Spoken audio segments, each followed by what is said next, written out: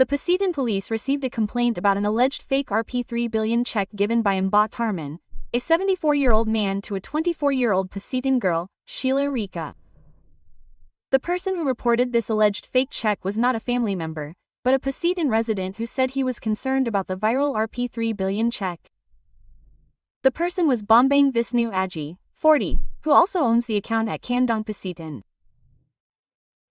When questioned at the Pasitian police on Monday, October 13, 2025, Visnu said that he learned about the Rp3 billion dowry after their wedding moment went viral. Visnu admitted that he had become suspicious about the Rp3 billion dowry when he saw Mbah Tarman looking for a check in his pocket.